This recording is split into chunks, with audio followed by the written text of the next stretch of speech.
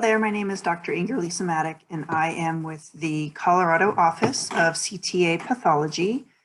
Today we will be talking about pigmentary disorders. This information is found in our Lever's Histopathology reference book. This is chapter 27.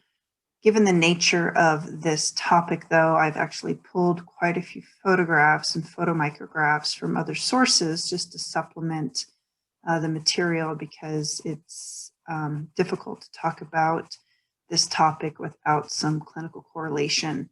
And so we'll get started.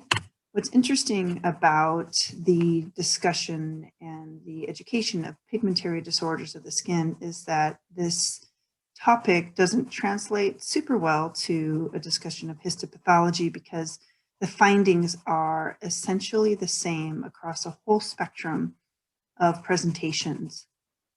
And so one of the most important points that I'll make here at the outset is that when you are submitting a sample for a diagnosis of a pigmentary disorder, clinical photographs, medication history, history of exposures, potential underlying comorbid disorders such as cancer, diabetes, pituitary disorders, all of those are essential in tying together the histopathology, because, as I said, that oftentimes will just be a smattering of melanophages, some subtle hyperpigmentation within the epidermis, but the most critical findings, and really where the diagnosis is made in a lot of these disorders, is on the patient. You sometimes can actually diagnose the patient as soon as you walk in the room or from across the room. So you can expect a phone call from me and my colleagues if you submit just the biopsy without the photograph, because that is a necessary component of this sort of analysis. So just as a broad stroke, pigmentary disorders are a heterogeneous group of disorders. They are associated with alterations not only in the intensity, but in the patterns of pigmentation in the skin. Oftentimes you'll find a genetic association and a discussion of that, which is ultimately important, I think, for your dermatology education and especially for the purposes of your board exams, but it's beyond the scope of this talk. Etiologies that we often see on the DermPath service, though, include inflammatory disorders, degenerative, endocrine, toxic, and immunologic disorders, including autoimmune predispositions. Here, just as a basic review, is a relatively normal segment of skin, just for us to talk about. I'll be talking just in short order about different findings in the skin. Basilar hyperpigmentation. So as you can see here, these keratinocytes along the basalis, the bottommost layer of the epidermis, have increased levels of pigment. Right here, you can see that is melanin deposition within their cytoplasm. Even just from a 1x or 2x view here, you can, along the junction, see these cells that have an increased amount of more clear cytoplasm. Those are your resident melanocytes. And so those are the cells that we will be talking about in our discussion of the different cell types that are affected in this topic. Other important just sort of nomenclature that you should be aware of, which I'm sure you already are at this point, but lines of Blaschko. Oftentimes pigmentary disorders will affect the patient along the lines of Blaschko. On the right, you can see sort of an illustration of how these lines manifest themselves on the patient. These are the pathways of epidermal cell migration and proliferation during fetal development. It's important to know that the line of Blaschko never crosses the midline, but can run along it. So the line can come up and then run down, but you'll never see it cross the midline. And in normal situation, these lines are invisible, but it is by virtue of inherited or acquired diseases of the skin, especially pigmentary disorders, that make these lines visible on the patient, and it can be actually quite dramatic. So let's start. The first entity we'll be discussing is congenital diffuse melanosis, otherwise known as melanosis diffusa congenita or generalized cutaneous melanosis. This is a rare recessive genetic disease. It appears at or shortly after birth. and the patients develop progressive diffuse hyperpigmentation. It's usually most intense on the abdomen and back. It can be reticulate or net-like, fishnet-like in the axilla and groin. And oftentimes there are nail changes as well. Thin nails and yellow-white hair have been associated additional findings. Histopathologically, you see increased melanization both in the basilar and mid-epidermal keratinocytes and melanophages within the superficial dermis. In the literature, the pathogenesis of this disorder has been demonstrated to show an increased number of single melanosomes within keratinocytes, and that was by electron microscopic examination. Some studies have also shown a dispersion of melanosomes throughout the keratinocyte cytoplasm. So here are some examples in the literature. This is often termed the carbon baby syndrome, because as we noted, this appears shortly after birth. So in this young child on the right, in this newborn on the right and young child on the left, you can see just this diffuse hyperpigmentation. And it's really best appreciated if you compare the exterior of the patient, the outer skin, as compared to what you see inside of his ear canal there on the left. So there really is a dramatic pigmentary change on all surfaces of these children. Next, we'll discuss reticulate pigmentary anomalies. These are inherited pigmentary disorders that are characterized by hypo and hyperpigmented macules on the patient. These can be reticulate, retiform, or in a fishnet-like pattern. And if you haven't seen a fishnet-like pattern, or what we call the reticulated pattern, the hallmark or the best example of that is livedo reticularis that you see, sort of like with heat exposure on the thighs. But you see this very characteristic accentuation of basically like vascular structures. These disorders are unified by the presence of increased melanin within the epidermis.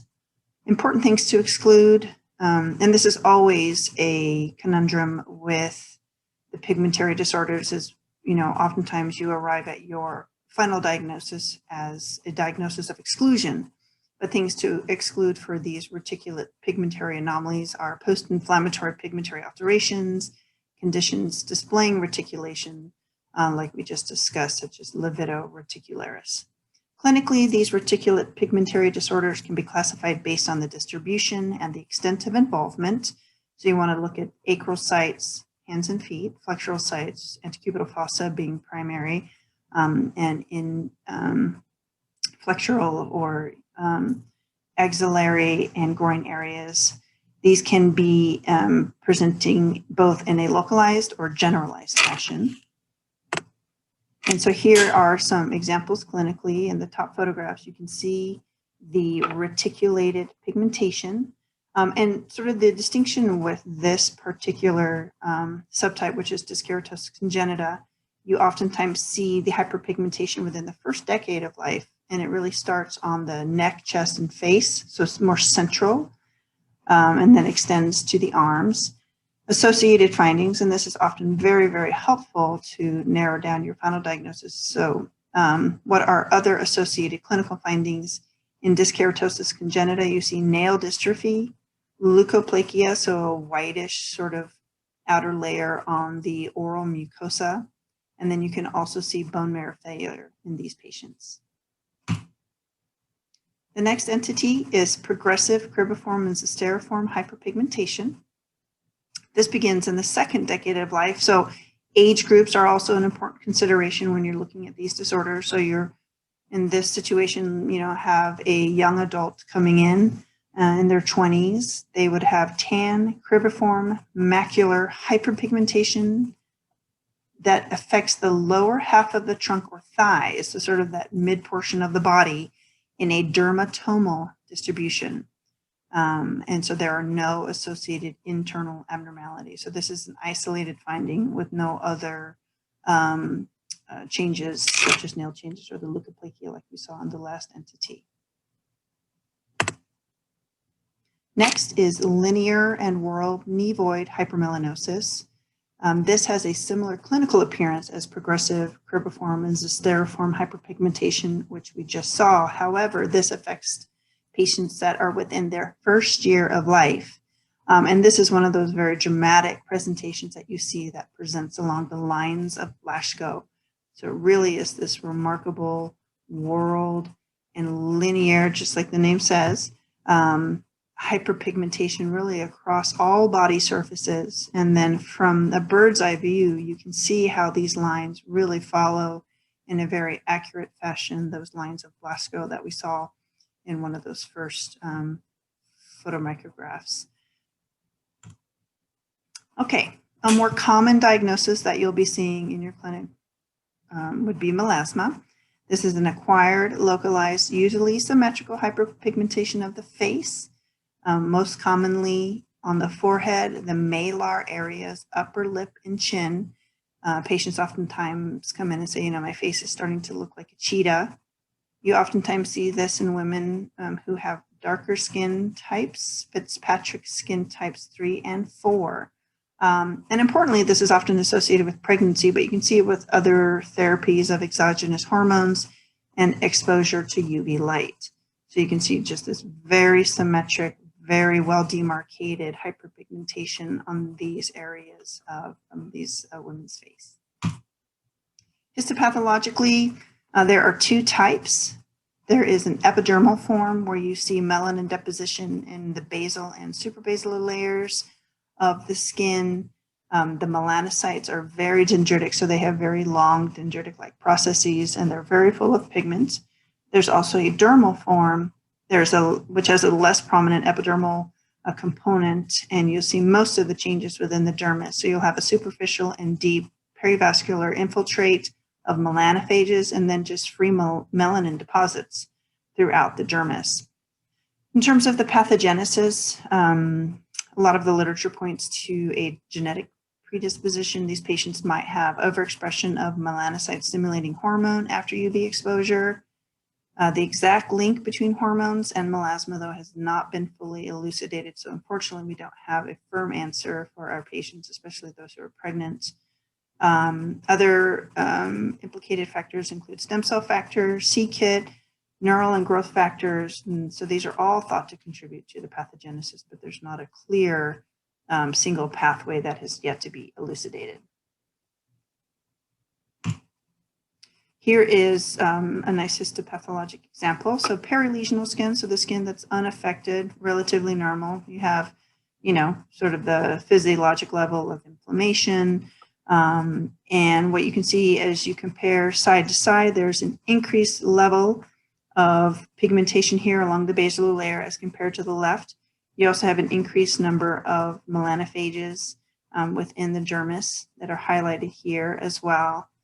And so these are nice. You don't see these often. We rarely get biopsies for melasma, mostly because they're in a facial location and the diagnosis is usually pretty well secured clinically. So most of these histologic findings you'll see in the literature. Fortunately, there are a number of therapies that have come out in the last couple of decades to treat melasma. So it's ultimately can be almost fully resolved after the inciting factor is removed or the patient delivers and is in a position to undergo topical therapies. All right, next topic is Addison disease. This is a hypofunction of the adrenal cortex, or what is termed adrenal insufficiency. You can also see it termed chronic adrenal insufficiency. And what's interesting is that you oftentimes don't see symptoms in these patients until 90% of the adrenal cortex is compromised. It's most common in white women, and causes include autoimmune disorders, infections, space-occupying lesions, hemorrhage, amyloid, sarcoid, and hemochromatosis. What's interesting is that if you look at the literature, there are a lot of reports on the infectious category, sort of at the advent of the AIDS and HIV outbreak. And so especially like coccidioides, you'd see a lot of reports in the literature, patients presenting with just this marked adrenal insufficiency by virtue of these unusual infectious disorders. Adrenal hemorrhage, you may remember from medical school, sort of like the red flag there. The key thing to think about is in pregnancy, you can sometimes see adrenal hemorrhage happening. But the adrenal glands have a lot of reserve, and so it really isn't until you have almost complete loss of that outer cortex. In terms of the clinical presentation, these patients have progressive weakness, malaise, weight loss, hypotension, so the inability to regulate their blood pressure, joint and back pain, and darkening of the skin and mucous membranes. And what's interesting from a dermatologic perspective is that the hyperpigmentation can be the initial clinical manifestation. So patients come in saying, I have no idea why, but I just am tan all the time. It's oftentimes generalized, most pronounced on your sun-exposed skin or sites of friction, like the joints, your flexural areas, palmar creases, scars, so almost like a kebnerization, and then genital skin. You can oftentimes also see the pigmentation within the mouth. In terms of how this happens, the hyperpigmentation is caused by the stimulant effect of ACTH, adrenocorticotrophic hormone, on melanocytes to produce melanin. Typically, in a normal situation, ACTH causes the release of cortisol, which then provides negative feedback, thereby regulating the amount of ACTH, which is in the patient's system. But with the loss of that cortex and the loss of the ability to produce cortisol, you lose that negative feedback. And so patients just have these astronomical amounts of ACTH circulating, and that really helps to explain why the hyperpigmentation is generalized in this situation. So here is a patient with Addison's disease. You can see this hyperpigmentation really along areas of friction. So here we have it along the joints, along the tops of the feet. You can have pigmentation within the gingiva, and then also on the dorsum of the tongue. Historically, what's interesting is you don't see this in textbooks, but JFK is reported to have had Addison's disease. And in the literature, they attribute his, notable, what people thought was a tan from his yachting lifestyle was actually the hyperpigmentation of Addison's disease. And so not truly a sign of health, but that he actually had quite a bit of disease while he was in his presidency. Histopathologically, you can oftentimes see just normal findings for what you see in patients with darker skin. So there's no true diagnosis from a pathologic perspective, but you can see increased amounts of melanin within basal keratinocytes, and then often that extends up into the upper spinous layer. However, the number of melanocytes is not increased, and you can see an association of a number of melanophages within the papillary dermis. Okay, so our next topic is post-inflammatory pigmentary alteration. And unfortunately, this is actually a very common histopathologic diagnosis that you'll see come across your desk. It's sort of the wastebasket, catch-all diagnosis for pigmentary disorders, especially in the absence of knowing what the clinical presentation is and sort of the details of what the patient affected might present with, like we talked about endocrine disorders, sort of genetic alterations. But sort of the catch-all here is that it's pigment alteration in the skin from a preceding inflammatory disorder. In this situation, you can have both hypopigmentation and hyperpigmentation. And just as a aside, oftentimes it's not 100%, doesn't translate 100% which patients are presenting with hypopigmented lesions and which patients are presenting with hyperpigmented lesions, because the findings under the microscope can be the same. And sometimes I'll get a call, well, actually this was not a pigmented lesion, but what I'm seeing under the microscope is a dense dropout of pigment in the papillary dermis. So it's good to have that direct line of communication so that the pathologist and the clinician can tie together what the findings mean ultimately for the patient. So in terms of the processes that create a post-inflammatory pigmentary alteration, Oftentimes, those are the disorders that affect the dermal-epidermal interface. So vacuole or alteration would be sort of the hallmark histopathologic finding. And that includes most commonly fixed drug eruptions, lichen planus, a benign lichenoid keratosis, erythema multiforme. So really all entities within that interface dermatitis category. You can also see these changes in infections, pinta, syphilis, onychomycosis, and then cutaneous injuries from dermatologic procedures such as lasers, potentially like microneedling, anything that's really disrupting that dermal epidermal interface. Irritants and burns can also lead to pigmentary alterations. Histopathologically, you can see an increase in epidermal melanin in the clinically hyperpigmented lesions and a decrease in clinical hypopigmentation. But again, it's not 100% because there have been cases where I would, make a bet that this patient was hyperpigmented, but in fact they were hypopigmented. In both forms, though, you can see melanophages within the superficial dermis. And so that's the brown clusters here.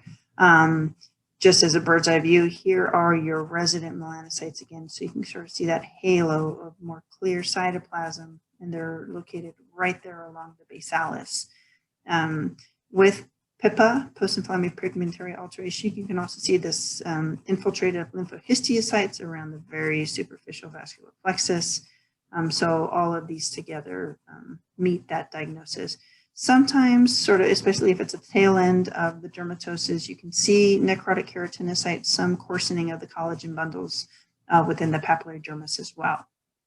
In terms of pathogenesis, the literature supports direct stimulation of the melanocytes by inflammatory mediators such as IL-1, endothelin-1, stem cell factor, as well as fibroblast-derived melanogenic growth factors can all play a role in that development of post-inflammatory hyperpigmentation. And so this is a figure that's actually directly from Lever's figure 27.1. Okay, the next entity is Barlow dermatitis or phytophotodermatitis, closely related entities.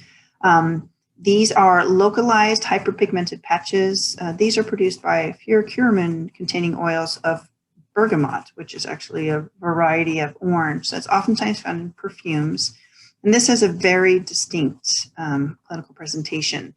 So think about somebody applying their perfume, most commonly, little drops on the neck, maybe post-auricular.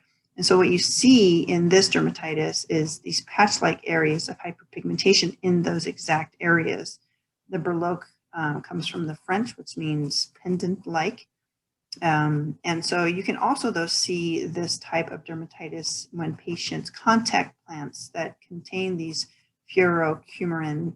And so we'll see a picture of that here in just a second. But other plants that contain this are limes, wild and cow parsnips, wild carrots, and then again, if you're handling, there's a variety of oranges. Histopathologically, you see PIPA.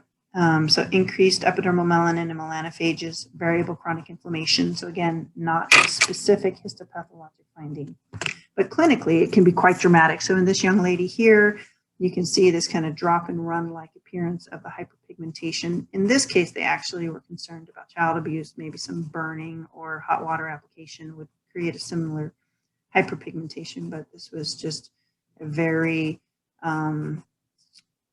benign, very innocent situation of her having applied some perfume.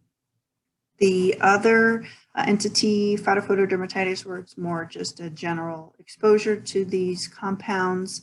Oftentimes you can see it on the hands. In the literature, they have a cute name for it, margarita dermatitis. So sometimes your patients will be coming back from Mexico with a pretty impressive blistering dermatitis on their hands. Sometimes it's around their mouth.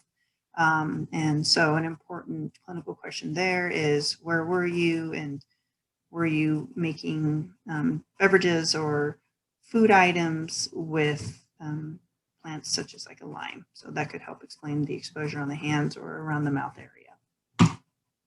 Chemical depigmentation or leukoderma is our next entity. And this is an acquired depigmentation. Clinically, it's indistinguishable from vitiligo. but can be caused by repeated exposure to agents that destroy melanocytes. And it's important to note that this is not in all people, but in genetically susceptible individuals. Different compounds that can create this outcome are hydroquinones, phenols, catechol, as well as sulfonyl compounds. These are found in bleaching agents, adhesive, cosmetic, hair dyes, photographic processing, fabrics treated with azo dyes, or antioxidants used in the manufacture of rubber. And so similar to patients who have, chronic atopic dermatitis, patients for whom you're doing patch testing, and patients who have these pigmentary disorders in occupational or exposure history, what do they do for work? Where do they go for leisure? Are all very, very important components of establishing the appropriate diagnosis. So what's interesting is that in these patients, although they can have depigmentation at the site of direct exposure, they can also get generalized depigmentation if they inhale this substance that is causing that localized reaction as well. So again, they're your occupational or other environmental exposure history would be paramount to obtain. Systemic medications can also cause this sort of chemical depigmentation. And what's interesting is just something as innocuous as an eye drop could be the culprit. So in these patients, just from a bird's eye view, you can see here that this patient has a very, very dramatic loss of pigment in his perioral area. And then if you think about it, what could he possibly have applied in that sort of distribution? So this was a gentleman who was applying hair dye to his goatee and unfortunately resulted in this very dramatic, very outlined depigmentation. This young patient here, kind of this, wedge-like depigmentation across the feet. And then you figure out, what are you being exposed to on a chronic basis with this sort of outline? And it's the flip-flops that they're wearing. So it's probably the antioxidants that are in the production of the rubber for those shoes. So, a little bit of sleuthing, that's kind of a fun part of our work as dermatopathologists. And then on the dermatologic side is, doing a little bit of investigative work, a little bit of discovery can help to ultimately figure out, what is going on with the patient and what could be the predisposing factors. Our next topic is idiopathic guttate hypomelanosis. And just as a general rule, I have a number of friends in our age group, 30 to 40 years old, who have come to me and say, what is going on with my skin? So they have this sort of like slowly progressive, few to numerous, asymptomatic, very sharply circumscribed white macules, mostly on their arms and legs. And, as supported in the literature, predominantly occurs in people over 30. What's interesting is histopathologically, you can see a decreased melanin content compared to perilesional skin. It can be a very, very sharp demarcation. The melanin granules are irregularly distributed, and there actually can be a significant reduction in the number of melanocytes. And what they've shown on electron microscopy is that the residual melanocytes in the skin are round, less dendritic, have fewer melanosomes. So there's some sort of dysplasia or some sort of injury to the melanocytes. But you would typically see this in patients in areas that have had chronic sun exposure. Maybe they've had trauma. Do they have a background of autoimmunity? All of these factors have been purported to play a role in the pathogenesis of this entity. So here are some nice clinical photographs. Again, it would be highly unusual for me to get a biopsy of this. So oftentimes this diagnosis is made clinically, but you can see, as they describe, very small, very, very well demarcated little white macules. Face is not as commonly affected, but you can see it on the chest. This is actually from the pretibial area, which is a very common site of involvement. Okay, a similar entity to the idiopathic guttate hypomelanosis is progressive macular hypopigmentation. This has an unclear etiology.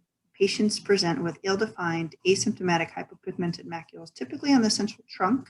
So the distribution is a little bit different from the idiopathic guttate hypomelanosis, and sometimes extends to the face and neck. And this is predominantly in young adults. So a little bit difference in distribution, a little bit difference in age presentation. These can be discrete, but sometimes they can become confluent. And then sometimes it just completely regresses. So this has a very unpredictable clinical course. Interestingly, the histopathology of this entity is that the lesional and non-lesional skin can be essentially indistinguishable. There can be a very subtle decrease in melanin. So there might be a reduction of melanin in the basal layer. There might be less dense pigmentation on EM, fewer mature melanosomes, but it's not dramatic. Propionum bacterium acnes, the entity that causes acne vulgaris, has been purported to play a role in some patients. And so that would explain sort of the presentation in younger patients as well. They've been able to culture this organism from affected skin in patients, and then it's not cultured in unaffected skin. And so there might be some interference by this organism in melanogenesis and skin lesions. But that's just one theory for how this entity evolves. So here's a patient, so a little bit larger involvement. The macules are larger, sometimes patches. You can see that maybe these are coalescing into larger areas of involvement, but the skin is essentially normal. And so here are the resident melanocytes along the basal layer, maybe a little bit of, inflammation above a physiologic level, but certainly nothing dramatic from a histopathologic perspective. All right. The next entity would be our psoralen and UVA-induced pigmentary alterations. This is something that you will probably encounter in your patients for whom you are treating with light therapy for entities such as psoriasis or MF. Sometimes patients with vitiligo are treated with this sort of approach for repigmentation. So those are the most common clinical scenarios that you would encounter this sort of pigmentary alteration. And so what you typically see with PUVA therapy, the patient usually has phototoxic erythema at about 2 to 3 days, and then they develop tans, so hyperpigmentation several days after. Prolonged therapy with PUVA can lead to just, the usual changes that you see with chronic sun exposure. So photoaging with cutaneous atrophy, wrinkling, mottled hyperpigmentation and hypopigmentation, telangiectasias, loss of elasticity, and then ultimately the development of lentiginase, or what we call PUVA freckles. And so really, this therapy, there has to be a balance of risk to benefit, and then ultimately the response of the individual to the therapy, but it is not without risk, especially in the situation where you have to have long-term exposure. There is a dose-dependent increase in the risk of melanoma, and then also squamous cell carcinoma, notably within genital areas. And so you just have to, these patients ultimately have to undergo very, very close clinical surveillance for the development of these associated malignancies. Histologically, you basically see changes similar to a sunburn. So on the next screen, I'll show you these sunburn cells, these little single necrotic or apoptotic keratinocytes throughout the epidermis that you see just in patients who have high levels of sun exposure resulting in a sunburn. Typically in the early part of the therapeutic course, melanocytes in the basilar epidermis and keratinocytes, they can be heavily melanized. Over time, you can see sort of the similar changes to what you see in chronically sun-damaged skin, so flattening of the rete, so some sort of atrophy, telangiectasias, increased papillodermal mucopolysaccharide deposition, so you start thinking about like solar elastosis, sort of a breakdown of that dermal soft tissue, thinning and basophilic degeneration of elastic fibers, hyperplasia and fragmentation of elastic fibers, so really that breakdown of the elasticity. You can also see, like we said, progression to dysplasia and malignancy. So AKs, squamous cell carcinoma in situ, full-blown squamous cells, and melanomas can develop in the areas of treatment. And then Again, the more benign resultant entities, the Puva freckles or lentigines, are very similar to what you see just as your run-of-the-mill solo lentigine, so elongation of the reedy ridges and focal atypical melanocytes. And so sometimes we see an increase in the number and size of melanocytes in patients with chronic sun exposure. And so then we are sort of in the conundrum of, is this, an early development of melanoma in situ, or is this, the increase in melanocytes that you can see with chronic sun exposure? So just something to think about in the back of your mind with these sorts of exposures. So here are the sunburn cells, these single apoptotic cells within the epidermis. These ones are more closely opposed to the surface of the skin, which makes sense, right? Because here's where your sun exposure or your Puva exposure will be coming in from the outside, so from the outside in. So you'll see those more commonly on the superficial aspect of the epidermis. All right, drug-induced pigmentary alterations are something that are not uncommon. We see this in the clinic on a routine basis. And there are a whole host of drugs that create cutaneous changes, color changes, pigmentary changes in patients. And these include something as benign as an NSAID, all the way up to, cytotoxic chemotherapeutic agents and heavy metals. In terms of the pathogenic mechanisms, they are varied and depend on the drug. You can sometimes see hyperpigmentation of basilar keratinocytes. You can sometimes see vacuolar chains along the DE junction, resulting in pigmentary incontinence and dermal melanophages. So you think fixed drug, binding of the drug to melanin, deposition of stable complexes within the dermis, or you can actually see a deposition of the drug itself as granules in the dermal extracellular matrix or in macrophages. And silver is one of those that you can see being deposited directly into the dermal matrix. Drugs can also induce the synthesis of special pigments such as lipofuscin. They can also damage blood vessels, leading to red blood cell extravasation, so little areas of hemorrhage, with the subsequent development of hemosiderophages, which if you think about like stasis and vascular damage, hemosiderin deposition, you sort of get that ruddy, reddish discoloration. That's sort of the color change that you'll see with drugs that are causing that sort of damage. Clinical features vary from just generalized hyperpigmentation to specific patterns. And one of the patterns that we'll see here in a second is the flagellated streaks attributed to bleomycin. So a very common drug that we see causing pigmentary alteration is minocycline. And what you can see is that there are 3 patterns, and there are a few drugs that I'm going to focus on. There are a whole host, and the review of which would be outside the scope of this talk.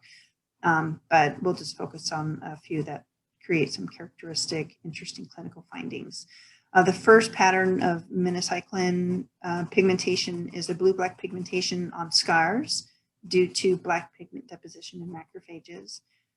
The second pattern that you can see is a gray-blue pigmentation on anterior legs and arms, and so sort of in sun-exposed area. And then the gray-blue discoloration can be quite dramatic. The third pattern consists of brown discoloration on sun-exposed sites due to increased basilar keratinocyte melanin. And so histopathologically, what you can see are these increased melanin-filled macrophages or melanophages here within the dermis associated with some inflammation. So this is one of the pigmentary alterations where you have a pretty robust histopathologic finding. Amiodarone is another drug that can cause a photoallergic reaction with blue-gray pigmentation, and this is actually due to the deposition of lipofuscin granules within macrophages around superficial blood vessels, and you can actually highlight those with PAS. So you can see in this patient very, very dramatic blue-gray pigmentation on his face, and then histopathologically you can see these lipofuscin granules situated around the superficial blood vessel. So again, one entity that actually has a nice histopathologic correlation. It's important to know that this is not the only drug that can cause this lipofuscin reaction. You can also see that with antibiotics. Chemotherapeutic agents are commonly associated with pigmentary changes, other cutaneous changes as well, that you'll probably learn about in other chapters. Interestingly, bleomycin causes this flagellate hyperpigmentation, so this kind of like whip-like streaking along the skin surface. Flagellate patterns are also seen in other dermatologic entities. So there's the flagellate dermatitis associated with shiitake mushrooms, but that's usually more erythematous. And then as you can see here, with other chemotherapeutic agents, you can just see this very, very dark blue-brown pigmentation of acral sites. So that is another finding that you can see. So again, the histopathologic findings can be extremely subtle, especially as compared to the clinical presentation, but you can see hyperpigmentation of basilar keratinocytes or melanophages scattered within the superficial dermis, but nothing too dramatic. Just a few more. Here is a fixed drug to an antibiotic. So on the photomicrograph, you can see inflammation. There's some destruction along the junctional zone, pigment dropout, and that's always the hallmark for evidence of there being keratinocyte damage. And then the inflammatory component here, it's a little bit hard to see in this screen, but there is an admixture of lymphocytes and eosinophils. So that would tie very strongly to a drug reaction. Levofloxacin can have pigmentary changes, especially along the lower extremities. Again, you'll see inflammatory changes within the dermis, pigment dropout, and then some lipofuscinosis you can see with levofloxacin. And then sometimes these pigmentary changes can make their way into pop culture. This is a gentleman who had been treating himself with colloidal silver, which is not an uncommon therapy, especially in a more naturopathic approach to treatment of infections. But the silver actually deposits itself diffusely, you can see it here, diffusely throughout the dermis, and there can be some accentuation around eccrine or adnexal structures, but patients will, when they're ingesting large amounts of this colloidal silver, can actually turn themselves blue. So this gentleman was known in social media as Papa Smurf because of the blue color that he developed from this therapy. Sometimes pigmentary disorders of the skin can simply be a reflection of underlying systemic diseases. So MF, as you probably know already, can present with hypo or hyperpigmented patches. Sarcoid can present with hypopigmented skin lesions, Darier disease. There can be pigmented variants of cutaneous neoplasia, including basal cell, Bowen's disease, Paget's disease. Extramammary Paget's disease can be pigmented or depigmented. Sometimes you can get AKs that are pigmented, come in as rule out, lentigo maligna. Skin metastasis from underlying visceral malignancies, breast cancer can sometimes simulate malignant melanoma. Very, very rarely you can have generalized hyperpigmentation as the presenting sign of metastatic melanoma or primary pituitary tumors. And what's important to note, though, is that the histopathologic findings will be those of the primary underlying diagnosis and not something that is distinct from that disorder. So again, histologic changes are those of the primary dermatosis. Oftentimes there's really no change in the skin. Sometimes you can see decreased melanin. Sometimes you can see pigment dropout. When you have pigmented cutaneous neoplasia, we can oftentimes see the deposits of pigment. So pigmented areas of the basal cell, pigmented areas of the squamous cell. But then oftentimes the skin is relatively unaffected as compared to the clinical presentation, as we've discussed before. All right, our next topic is albinism. This is a heritable disorder caused by a generalized lack of pigmentation, and this can affect the skin, hair, and eyes.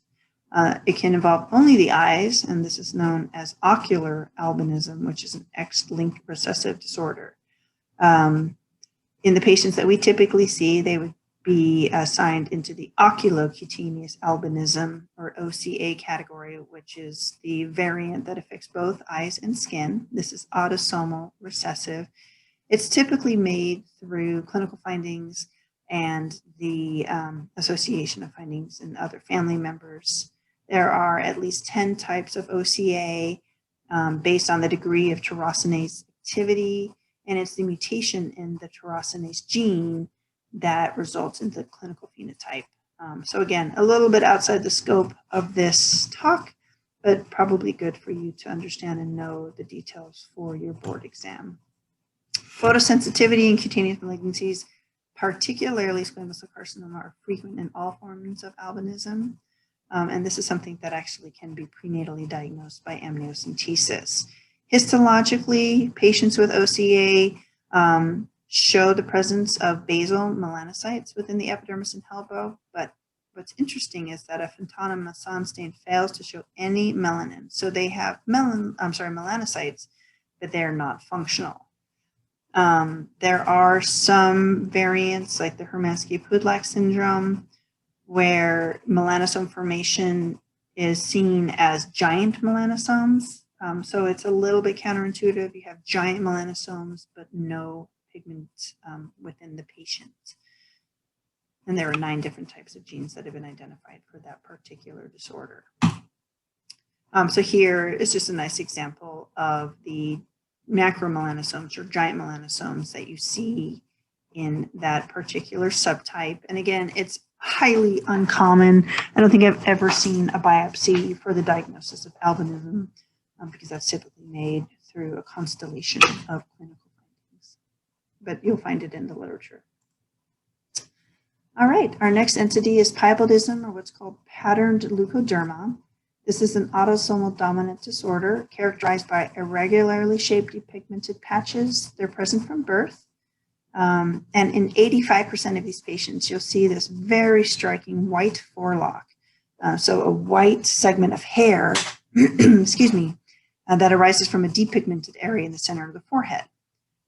Interestingly, and associated with, sort of our embryologic development, the depigmentation has a predilection for ventral skin. So you'll see these changes primarily on the face, ventral, chest, and abdomen, and sort of that extension up onto the center of the forehead. You oftentimes have these small islands of hyperpigmentation within depigmented areas. It is thought that a loss of function of the KIT gene leads to aberrant migration of melanoblasts in the embryo. And so it really is a lack of melanoblasts in this pattern, in this ventral linear distribution that leads to this clinical phenotype. It was formerly called partial albinism, but they've since shown that there's a difference in pathogenesis between OCA and piebaldism. And so let's go to see, again, Waardenburg syndrome, an associated genetic syndrome that also shows the features of piebaldism. It's striking when you can see this in families. You see it in multiple generations, like our family here on the right. So remember, this is autosomal dominant, so it's not uncommon for patients to inherit this disorder.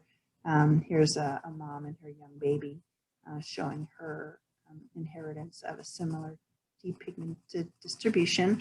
This patient very nicely shows those hyperpigmented islands that can develop in areas of depigmentation. And so, again, this is the kind of diagnosis that you can make as soon as you walk into the examination room.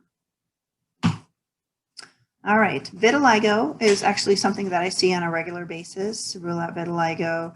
It's an acquired, disfiguring, patchy, total loss of pigment. Some patches are stable. These can have an irregular border, but are usually sharply demarcated from the surrounding, often hyperpigmented skin. In expanding lesions, or what you might term clinically as active lesions, you can sometimes see a slight rim of erythema at the border.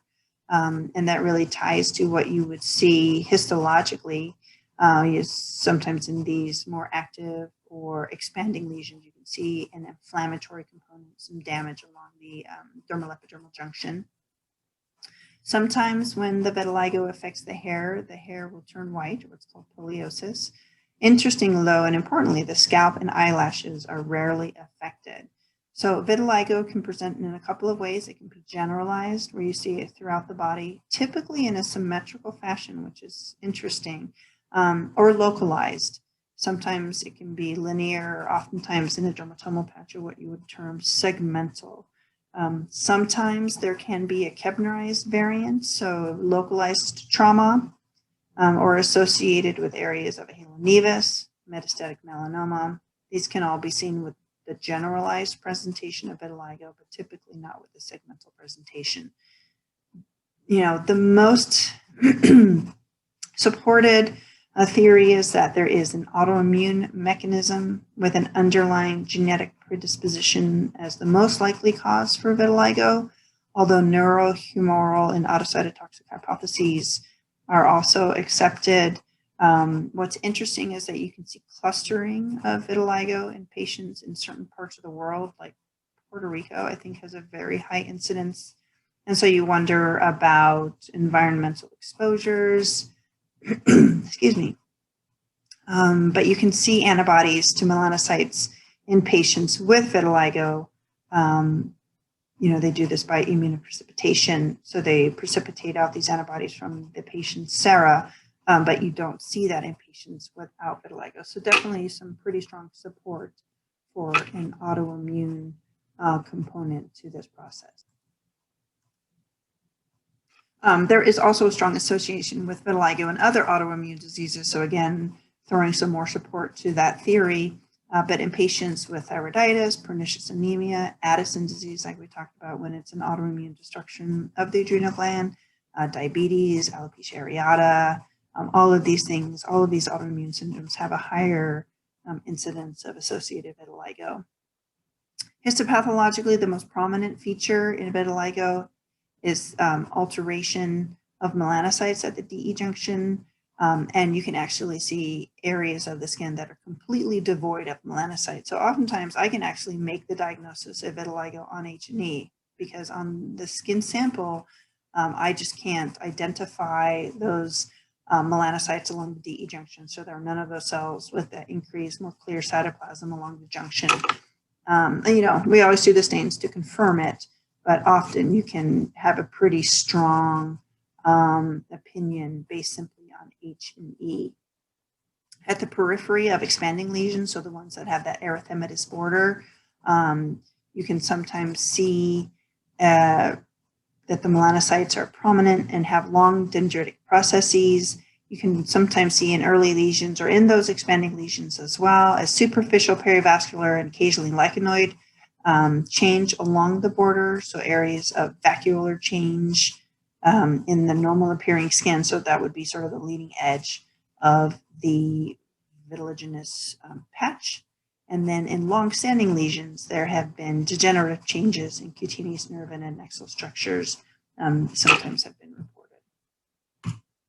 So here is a patient with vitiligo, very wheel demarcated areas of depigmentation, relatively symmetric. Here is the H&E where you can just at scanning power, you can pretty confidently say, I don't see any of readily identifiable melanocytes. Maybe one right there. This is actually a separate photomicrograph where they're doing the melanin stain, and you can see this very sharp demarcation. So complete lack of melanin and complete lack of melanocytes along that junction zone on special stain analysis.